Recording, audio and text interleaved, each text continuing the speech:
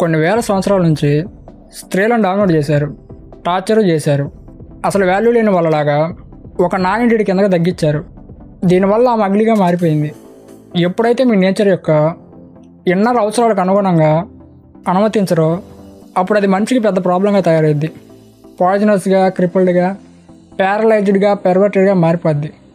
ఈ ప్రపంచంలో మీరు చూసిన స్త్రీ నిజమైన స్త్రీ కాదు. ఎందుకంటే ఆమెను కొన్ని సెంచరీస్గా కరప్ట్ చేశారు. అండ్ ఎప్పుడైతే స్త్రీ కరప్ట్ అవుతుందో అప్పుడు పురుషుడు కూడా న్యాచురల్గా ఉండలేడు. ఎందుకంటే పురుషుడు కూడా ఒక స్త్రీ నుంచే పుడతాడు. స్త్రీ పురుషుడికి జన్మనిస్తుంది. ఇప్పుడు తల్లి స్త్రీ అయినప్పుడు స్త్రీ న్యాచురల్గా లేదు అంటే ఆమె జన్మనిచ్చే పిల్లలు ఎలా న్యాచురల్గా ఉంటారు? ఎందుకంటే పిల్లలు ఆమె గర్భం నుంచే వస్తారు. న్యాచురల్గానే ఆ పిల్లలు తల్లి ద్వారా ఎఫెక్ట్ అవుతారు. ఇదంతా కండిషనింగ్ అయింది. కాబట్టి స్త్రీలకు ఖచ్చితంగా ఆ కండిషన్ నుంచి లిబరేషన్ అవసరం. కానీ లిబరేషన్ పేరుతో జరుగుతుందంతా స్టూపిడ్ థింగ్. అది నిజానికి ఇమిటేషన్, లిబరేషన్ కాదు. లిబరేషన్ మూమెంట్లో స్త్రీలు అగ్రెసివ్గా ఉన్నారు. వాళ్ళ అగ్రెషన్ ఇచ్చే కారణం కొన్ని వేల సెంచరీస్ నుంచి స్త్రీలకు జరిగిన డామినేషన్. ఆ డామినేషన్ స్త్రీలను వైలెంట్గా మార్చింది. ఇది నిజానికి లిబరేషన్లా లేదు, సింపుల్గా రివెంజ్లా ఉంది. దీనివల్ల వారు ఇంకా ఇన్సేన్గా మారిపోతున్నారు. అండ్ దానికి ఎవరు రెస్పాన్సిబుల్ కాదు, పురుషుడు తప్ప. కానీ చిన్న చిన్నగా వారు సాఫ్ట్గా, గ్రేస్ఫుల్గా మారితే స్త్రీల అగ్రెషన్ డిసప్పర్ అయిపోద్ది. అప్పుడు వారు మొదటిసారిగా ఫెమెన్గా మారుతారు.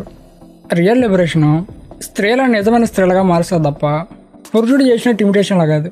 కానీ రైట్ నౌ జరుగుతుంది అదే. స్త్రీలు జస్ట్ లైక్ పురుషుల్లాగా ఉండడానికి ట్రై చేస్తున్నారు. వాళ్ళు చేసినట్టే చేస్తున్నారు. పురుషులు సిగరెట్ తాగితే మేము తాగుతాం, పురుషుడు ఆల్కహాల్ తాగితే మేము తాగుతాం, పురుషుడు సిక్స్ ప్యాక్ బాడీని చూపించుకుంటే మేము మాకున్న చూపించుకుంటాం అని చెయ్యాలనుకుంటున్నారు, చేస్తున్నారు కూడా. సింపుల్గా చెప్పాలంటే పురుషుడు ఏం చేసినా సరే మేము కూడా చేస్తాం అన్నట్టు తయారైంది. ఇలా చేస్తే నిజమైన స్త్రీగా మారరు, సెకండ్ రేట్ పురుషులా తయారవుతారు. ఇది నిజానికి లిబరేషన్ కాదు, చాలా డీపెస్ట్ స్లేవరీ. డీపర్ అంటే చాలా డీపర్గా. ఎందుకంటే ఫస్ట్ స్లేవరీ పురుషులు ఇంపోజ్ చేసింది. రెండోది చాలా డీపెస్ట్ స్లేవరీ. ఎందుకంటే ఇది స్త్రీలు తమంతట తామే వారిపై క్రియేట్ చేసుకుంటున్నారు. ఇప్పుడు ఎవరైనా మీపై స్లేవరీ ఇంపోజ్ చేస్తే దానిపై తిరుగుబాటు చేయొచ్చు. కానీ లిబరేషన్ పేరుతో మీపై మీరే స్లేవరీ ఇంపోజ్ చేసుకుంటే తిరుగుబాటు చేయడానికి అసలు అవకాశమే ఉండదు. స్త్రీలు నిజమైన స్త్రీలలాగా మారాలి, సెకండ్ రేట్ పురుషులా కాదు. ఎందుకంటే చాలా వరకు మనిషి జీవితం స్త్రీ మీదనే ఆధారపడింది. ఒక స్త్రీ పురుషుడి కన్నా కూడా చాలా ఇంపార్టెంట్.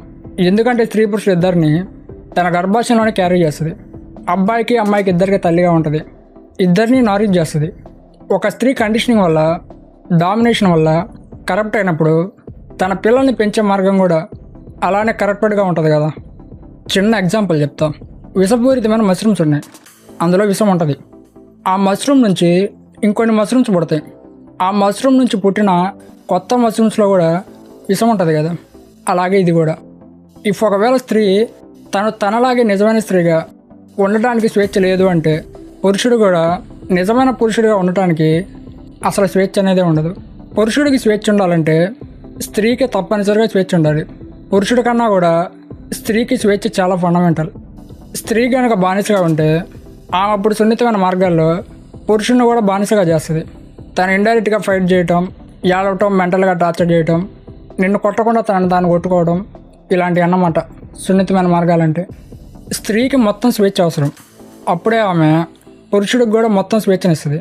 ఒక ఫండమెంటల్ విషయం ఏంటంటే గుర్తుపెట్టుకోవాల్సింది, మీరు ఎవరినైనా బానిసగా చేస్తే అల్టిమేట్గా మీరు కూడా బానిసత్వానికి తగ్గించబడతారు. ఫైనల్గా మీరు కూడా స్వేచ్ఛగా ఉండరు. మీరు స్వేచ్ఛగా ఉండాలని కోరుకుంటే అదర్స్కి స్వేచ్ఛనివ్వండి. మీరు స్వేచ్ఛగా ఉండాలనుకుంటే అదొక్కటే మార్గం.